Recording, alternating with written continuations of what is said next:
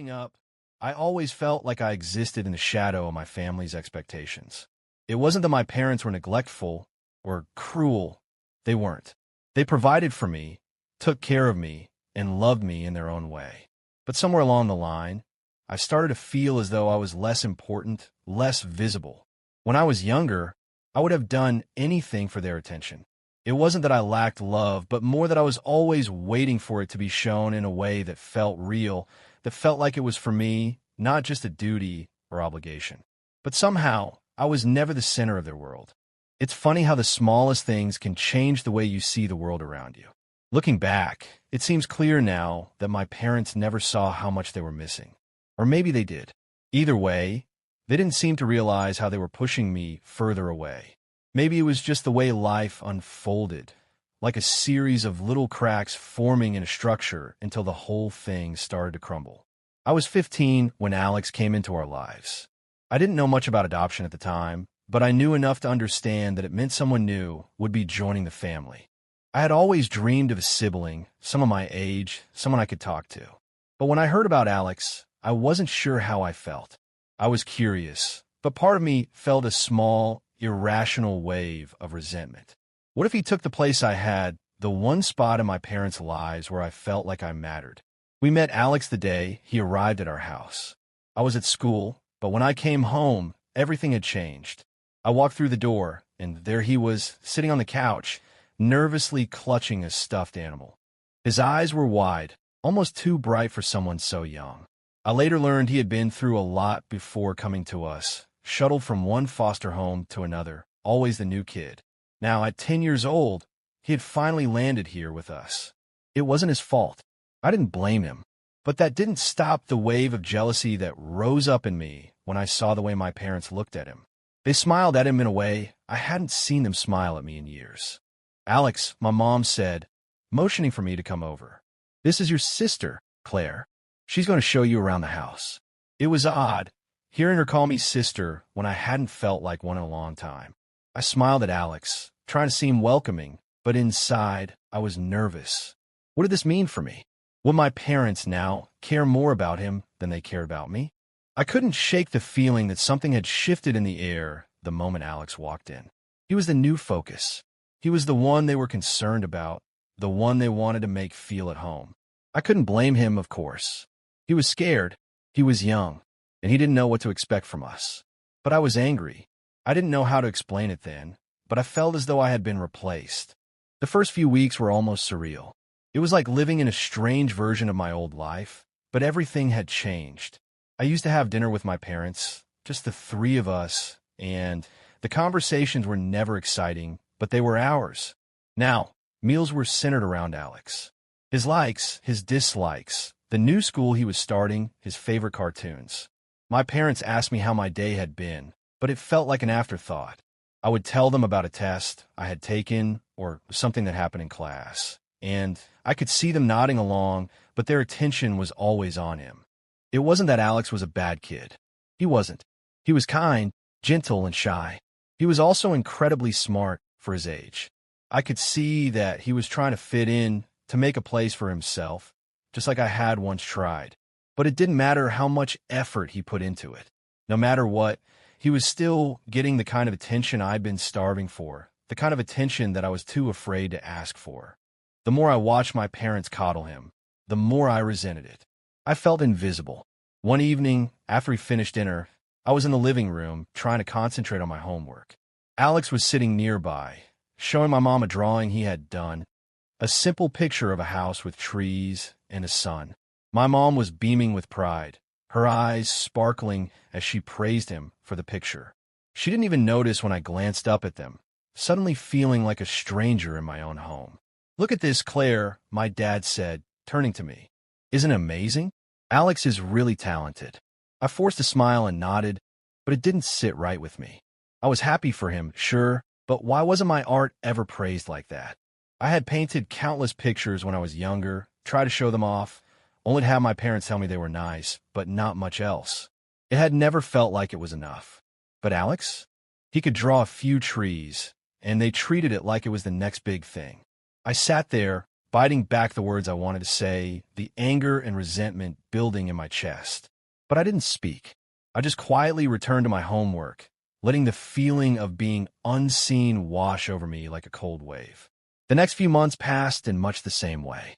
I began to resent the mornings when my mom would rush to get Alex ready for school, making sure his hair was combed just right, packing his lunch with care, while I stood by, forgotten. I would have given anything for that kind of attention, but it never came. My grades were slipping, and I could see the concern in my parents' eyes, but it never lasted long. As soon as they looked at Alex, that concern seemed to disappear. They were consumed with him, as if his presence in our house had suddenly made everything else irrelevant. I kept to myself more and more. I started skipping meals, going out with friends, anything to avoid being at home. I didn't know how to talk to my parents about how I felt, and I didn't want to seem selfish or childish. After all, Alex needed them. He needed them more than I did. I tried to convince myself that I was being silly, that I was overreacting. But the truth was, I felt like I was fading away. There was no room for me anymore in the house I grew up in. Then came the breaking point. It was a Friday night, and my parents were out at a dinner party, leaving Alex and me alone. I had been avoiding home most of the week, but this night, I had no excuse. I was sitting in my room, trying to focus on a book, when I heard Alex's voice outside my door. "Claire, do you want to come play a game with me?" I knew he meant well, but I didn't want to play. I didn't want to pretend everything was fine. I wanted my parents to notice me. I wanted them to see me, to see that I was still there, still trying, but it seemed like they had forgotten. "No, Alex," I called out, my voice sharper than I intended. "I don't want to." He paused for a moment, and then I heard him walk away. I immediately regretted what I had said. He was just a kid, and I had snapped at him, but I couldn't help it. The anger and the loneliness had been building up for so long. I threw my book across the room, feeling the weight of everything that had been unsaid in our house in my life. I couldn't breathe, couldn't think straight. I wanted to escape, to run far away from the suffocating atmosphere that had become my home. And that's when I decided I would leave. The next day, I packed a small bag, grabbed my phone, and quietly slipped out of the house. It wasn't a dramatic exit. I didn't slam any doors or shout. I simply walked out, leaving behind a family that had never really seen me. It wasn't about Alex. It wasn't about them. It was about me. I needed to find a place where I could be someone who wasn't second to anyone else. Leaving that day felt like an act of liberation, but it was also a desperate escape. I couldn't pinpoint the exact moment when my life became unmanageable, when my emotions took control and pushed me toward that decision. All I knew was that I needed to leave. That night, when I quietly walked out of the front door, it felt like the weight of years of frustration, loneliness, and invisibility had been lifted off my shoulders. In those few moments, I felt free, if only for a brief time. The outside world was uncertain, but it held the promise of something I hadn't had in a long time: space. I didn't know where I was going at first. I just kept walking, my steps quick and purpose-driven, until I found myself standing outside a 24-hour convenience store a few blocks away from home. The fluorescent lights flickered above me, casting an eerie glow on the empty parking lot. I leaned against the brick wall and took a deep breath, feeling the cool night air fill my lungs. It wasn't the first time I had run away, though I had never gone this far before. When I was younger, I would sometimes lock myself in my room to escape the noise of family life, to block out the feeling that no one saw me, that no one cared. But this time, I had taken it further. I was truly gone. I didn't have much money, only a few bills I'd stashed away over the past few weeks and no plan. But it felt different. The streets outside my house had always seemed so familiar, so restrictive, like an invisible cage. Now, even in the dark, they felt liberating. I wasn't sure how long I could last, but in that moment, I didn't care. I needed space from everything. I needed to breathe.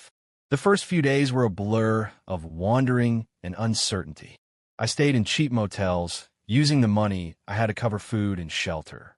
I wasn't sure where to go or who to talk to. My parents had never been overly concerned with my well-being when I was at home. So what would they do if I was gone? The question lingered in my mind, but I didn't want to answer it.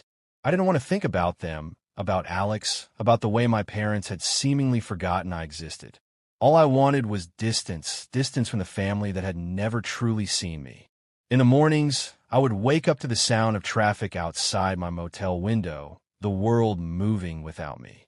I spent most of my time walking around the city, taking buses to nowhere in particular, trying to find a place to fit in. But the truth was, I didn't feel like I belonged anywhere. The world was full of strangers, and I was just another face in the crowd, another lost person looking for meaning. The anonymity was both comforting and lonely. I would sit in diners and cafes, quietly observing the people around me, wondering if they were as lost as I felt. I'd make brief eye contact with strangers, exchange small pleasantries with waiters, but none of it felt real. None of it mattered. It didn't take long for me to realize that I had no real plan. I had run away, but I hadn't thought about what I would do next. I hadn't considered the logistics of survival outside the safety of my home. I had no job, no reliable source of income, and no place to stay for more than a few days. I couldn't even contact my friends back home. I didn't want them to worry, didn't want anyone asking where I was. I wanted to be invisible, just as invisible as I had felt for so long at home. My thoughts were a constant swirl of confusion, frustration, and anger. I thought about my parents, of course. I thought about the way they'd looked at Alex, as if he were the child they had always dreamed of, the son they had always wanted. I had tried so hard to earn their attention, to show them that I was worthy of their love and praise. But it always felt like I was second best, like I was only there because they had to be. It wasn't their fault, or maybe it was. Maybe they were so wrapped up in Alex's past, his struggles, that they couldn't see how much I was hurting. Maybe they thought I didn't need them anymore, that I was strong enough to handle everything on my own. But that wasn't true. I needed them more than ever.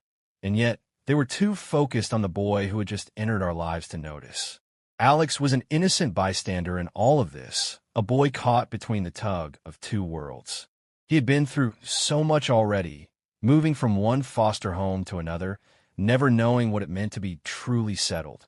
And now, here he was, with parents who treated him like he was the center of their universe. I couldn't blame him for that. He had no choice in the matter. But I couldn't ignore the jealousy that simmered inside me every time they hugged him, praised him, or looked at him with such devotion. It wasn't that I hated him. It was that I hated what he represented. He was everything I could never be. The perfect child, the one who got all the love and attention. In a way, I felt betrayed by him, though I knew that wasn't fair. I spent days on the move, never staying in one place for too long. The loneliness began to eat away at me, creeping into my thoughts and making me question everything. Why had I run away? Was this really freedom, or was it just a temporary escape from a problem I wasn't sure how to fix? The bitterness I had felt at home began to turn into something else, something deeper, more unsettling. I didn't know who I was anymore. I wasn't the girl my parents thought I was. I wasn't the person I had been at school, the quiet but relatively happy teenager who did her homework, who had friends, who blended in. I had become someone else, someone angry and lost. I was searching for something, but I didn't know what. One night, as I sat on the steps of another random motel, eating a sandwich I had picked up earlier, I realized I hadn't spoken to anyone in days. The weight of silence pressed on me. I wanted to call someone, anyone, just to hear a familiar voice. But I couldn't bring myself to do it. I couldn't face the questions they would ask, the worry in their voices. I had left, and now I had to deal with it. I was alone, and I had no one to turn to but myself. That night, for the first time in days, I cried. It wasn't the loud, dramatic kind of crying you see in movies. It was soft, almost silent. I cried because I didn't know what I was doing. I cried because I missed my parents, even though I hated them for making me feel invisible. I cried because I felt like I had no place in the world, like I was just drifting through life without any direction. The tears weren't for Alex, though not directly. They were for me, for the girl who had spent so many years trying to prove she was worthy, trying to be seen, only to feel like she never had been. The next morning, I decided I had to figure out what came next. I couldn't keep running forever. I needed a plan, something to ground me, something that would give me a sense of purpose. But there was still so much I didn't understand about myself, about what had driven me to run away in the first place. The anger I felt was still there, simmering beneath the surface, but I also knew that running away wasn't the solution. It was only a temporary escape from a life I didn't know how to change. I knew I had to face my parents eventually. I didn't know when, but I had to return. The question was, what would I find when I got back? Would they still be the people who had pushed me aside, or would they have realized what they had lost? I didn't know, but one thing was certain. I had to face the reality of my life. No more running. No more hiding. But for now, I was still in the middle of nowhere, both physically and emotionally. I had a long way to go before I could figure out who I was and what I wanted. I had to keep moving forward, even if I didn't know where the road would lead. The journey was only just beginning. It didn't take long for me to realize that running away from home, no matter how badly I wanted to escape, wasn't a sustainable solution. The reality of being on my own, without any real plan or support, began to settle in like a cold weight around my chest. I had thought that leaving would bring me peace, that the distance between me and my family would somehow make the pain of being ignored and overlooked go away. But I quickly learned that being physically removed from the source of my pain didn't mean I could escape the emotional and psychological turmoil that had been building up inside me for years. In the beginning, I simply wandered from place to place. I slept in cheap motels, ate at diners, and spent my days walking aimlessly, trying to figure out where I fit in the world. But after a while, the novelty of freedom wore off, and I began to feel the weight of the consequences of my actions. I hadn't really thought about what I was doing when I left. I hadn't thought about what would happen when the money I had stashed away ran out, or what I would do when the loneliness started to creep in. And I certainly hadn't thought about what my parents would be going through, even if I couldn't bring myself to care about them at the time. It was easier to pretend I didn't have a family, that I was completely self-sufficient, than to face the reality of how much I missed them. For the first few months, I was just drifting. I spent time in various cities, bouncing from one cheap job to another. At first, it felt liberating. No one knew who I was. No one had expectations for me. I could be anyone. I could be someone else entirely. I tried to reinvent myself, to bury the girl who had been overshadowed by her parents' love for someone else, the girl who had been invisible in her own home. But no matter how hard I tried, the truth always followed me like a shadow. I wasn't really anyone else. I was just Claire, the girl who ran away because she couldn't bear to stay in a home where she felt unnoticed. I worked at a coffee shop in one city, a diner in another, and for a while I even tried my hand at waitressing in a small bar. The work was exhausting, but it kept me busy, and I learned quickly how to keep to myself. I would come in, do my job, and leave. I never stayed anywhere long enough to form any real connections, and that suited me just fine. The less I interacted with people, the less I had to expose myself to the risk of getting close to anyone who might eventually hurt me, as my parents had. I kept to myself, mostly, and whenever anyone tried to engage me in conversation, I gave them a vague smile and a polite answer before retreating into my shell. I learned to live on my own, but that didn't mean I was happy. I thought that by leaving home, I would be free from the hurt that had built up over the years.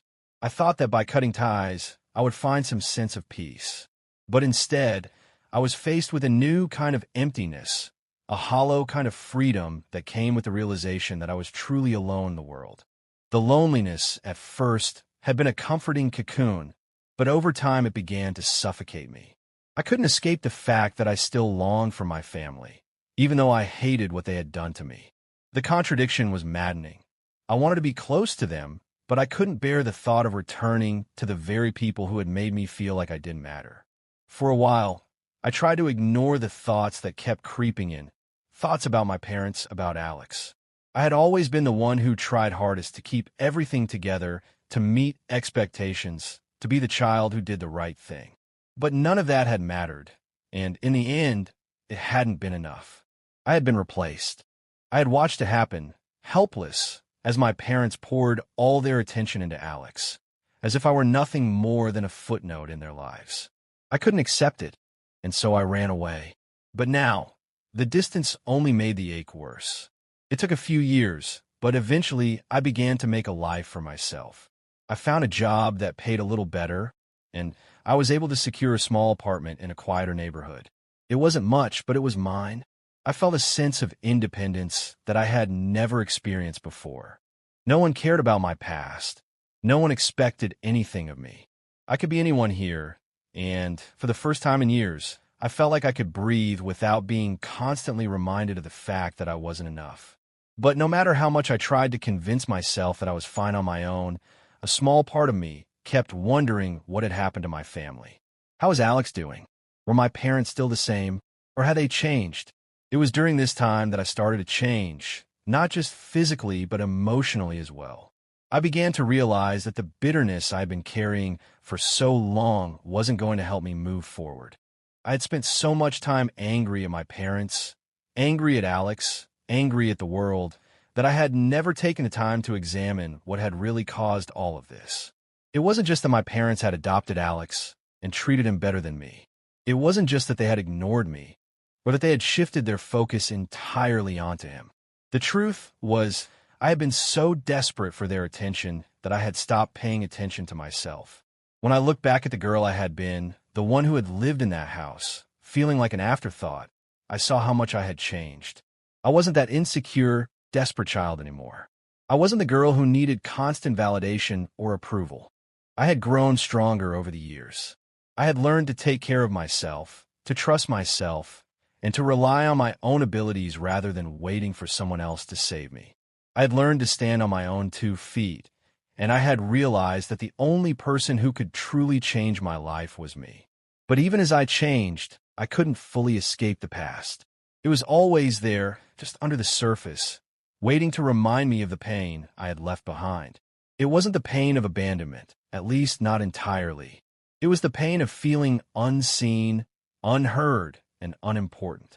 And no matter how far I ran, no matter how many new places I moved to, I couldn't escape the fact that I had been neglected by the people who were supposed to love me unconditionally.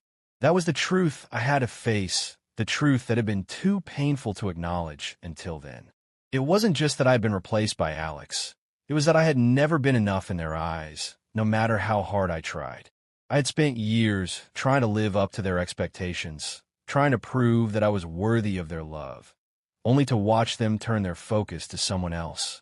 The resentment I felt toward them had turned into something deeper, something that settled into my heart and stayed there. But as time went on, I began to see that holding onto that resentment was only hurting me. It wasn't making me stronger. It was holding me back from being the person I wanted to be. As I worked through these feelings, I began to realize something important. I didn't need their approval anymore. I didn't need to be the perfect child. I didn't need to prove myself to anyone, least of all to the people who had hurt me the most. I was enough on my own. It wasn't easy to accept, and it wasn't something that happened overnight. But slowly, I began to let go of the anger, the bitterness, and the feelings of inadequacy. I started to forgive, not just my parents, but myself. I had spent so long blaming myself for things that were out of my control, for not being able to fit into a mold that was never meant for me.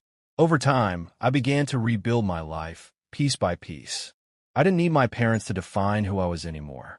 I didn't need to be the person they wanted me to be. I started to pursue the things that truly made me happy, the things that made me feel alive. I took up painting again, something I had abandoned when I was younger because I thought no one cared about it. I started writing, something I had always loved but never shared with anyone. I even began taking yoga classes and meditation sessions, things I had once dismissed as silly, but that brought me a sense of peace and calm that I had never experienced before. I became a person who didn't need constant validation. I became a person who was okay with being alone, who found strength in solitude rather than in the approval of others. And that made all the difference. But still, there were moments, especially in the quiet of the night, when I would think about what had happened. I would think about my parents, about Alex, and wonder how they were doing. I would think about the life I had left behind, and I would wonder if I had made the right choice. Was it better to stay, to fight for my place in their lives? Or was it better to leave, to find my own way, even if it meant being alone? For now, I didn't have the answers. But what I did know was this. I had changed, and in the process, I had learned to accept the person I had become. I was no longer the girl who had run away in search of something better. I was the woman who had found peace within herself, and that, I realized, was enough. Years had passed since I ran away from home, and in that time, I had become someone entirely different. The angry, insecure girl who had once desperately sought her parents' love and attention was long gone, replaced by a woman who had learned to stand on her own. I had found peace in my solitude, had created a life for myself that was free from the shadows of my past. But despite the distance I had placed between myself and my family, something lingered in the back of my mind, something I couldn't ignore forever. The question, the one that had followed me through every city I had visited, every new job I had taken, every new place I called home, was this: what had happened to them? How had they changed? And more importantly, how had I changed in their absence? I spent years telling myself that I didn't need them, that I didn't need their validation. And yet, deep down, I knew I would never have true peace until I confronted the past I had left behind. I didn't just want answers anymore. I wanted closure. I wanted to see my parents again, to understand what had happened, and to finally put the past to rest once and for all. But I wasn't sure if I was ready.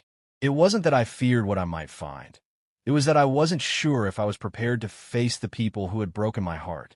The idea of returning to the place where it all began, the place that had shaped so much of who I was both terrifying and liberating. Could I really face them after all this time? Could I go back home, even if I didn't know what kind of home awaited me? It wasn't an easy decision, but as the months passed, I realized I was ready. Ready to stop running, ready to finally confront the people who had been a part of my life for so long, and ready to accept that some questions might never have clear answers. I want to know if there was a chance for reconciliation, if my parents had ever realized what they had done to me, and if they had ever thought about me the way I had thought about them. And, most importantly, I wanted to understand Alex. Was he still the same boy who had walked into our home so many years ago? Had he grown up? What kind of person was he now? The first step was to find out where they were. I knew I could reach out to mutual friends or even distant relatives, but I hadn't kept in touch with anyone from my past. The last thing I wanted was for someone to know where I was, and I certainly didn't want anyone to know I was planning to return. The idea of them finding out made me anxious, but I realized that if I was going to do this, I had to do it on my own terms. So I did what anyone would do in the digital age. I looked them up. It wasn't hard to find their names online. My parents had a modest social media presence, and I quickly learned that they had moved to a different city a few years after I left. I also found pictures of Alex, now a teenager, looking happy and healthy, surrounded by friends and family. The boy who had once been a symbol of everything I had resented seemed to have flourished in a way I hadn't expected. There was a part of me that was glad to see him thriving, and yet another part of me felt a pang of jealousy. Was he still the perfect son in their eyes? Had they forgotten about me entirely, as I feared? I didn't know, and so, after much deliberation, I made the decision to reach out. I composed a brief, simple message to my mother, explaining that I was back in town and wanted to meet. There was no long-winded explanation, no deep dive into my feelings of abandonment. I didn't even address the years of silence. I simply told her I was back and that I would like to meet her if she was willing. I didn't know what I expected in return. A part of me expected a warm, heartfelt response, something that would make everything feel like it could go back to how it used to be. But another part of me feared that my mother might not even want to see me at all. After all, I had left without a word, without any explanation, and I hadn't exactly made an effort to reach out over the years. When I received her reply, it was brief but warm. She said she would love to meet, that it had been too long, and she missed me. She suggested we meet at a local cafe the next day. I hesitated for only a moment before agreeing. I wasn't sure what would happen, but I knew that I couldn't keep running from my past any longer. The night before our meeting, I barely slept. My mind raced with all the possibilities of how the encounter might go. What will my mother say? What would I say? Will we both apologize for the years that had been lost? Or would we remain strangers, awkward and unsure of how to bridge the distance between us. And then there was Alex. How would he factor into this? Was he still a part of their lives in the way he had been when I left? Was there a place for me at the table now? Or would I forever be a ghost of the past? When I arrived at the cafe the next day, I was a bundle of nerves. I had chosen a quiet place, a small, out-of-the-way spot that seemed to promise anonymity. But in my heart, I knew that nothing about this meeting would be simple or anonymous. I spotted her almost immediately. She looked older, of course, her hair a little grayer, her face lined with the marks of time. But there was something about her that hadn't changed. She was still the same woman who had once been my mother, the one who had held me in her arms when I was a child and who had smiled at me with such warmth, as if nothing in the world could ever come between us. And yet, when I walked toward her, I couldn't shake the feeling that she was a stranger. Her face lit up when she saw me, and for a moment, it felt as if nothing had changed. She stood up quickly, her eyes filling with tears. "Claire," she whispered, as if she couldn't quite believe I was standing before her. We embraced. I was surprised at how easily the tears came. It wasn't just the relief of seeing her again. It was the recognition that, despite everything, I had missed her in ways I hadn't fully understood. We sat down, and the conversation that followed was tentative, awkward at first. She asked me about my life, about what had happened after I left. I told her in as few words as possible about the years I'd spent wandering, working odd jobs, trying to make sense of everything. I didn't want to lay out all my grievances, but I couldn't help but hint at the hurt I had felt. I told her how hard it had been to see her focus so much on Alex, how it had felt as if I were invisible in my own home. I didn't expect her to understand everything, but I hoped she would see the pain I had carried with me for so long. For the first time in a long while, my mother seemed to listen without interruption. She seemed to genuinely hear me, to acknowledge the pain I had experienced. She apologized over and over again for not seeing what was happening in our family, for not recognizing how I had been struggling. She admitted that she had been so caught up in Alex's needs, his trauma, his adjustment, that she had lost sight of me.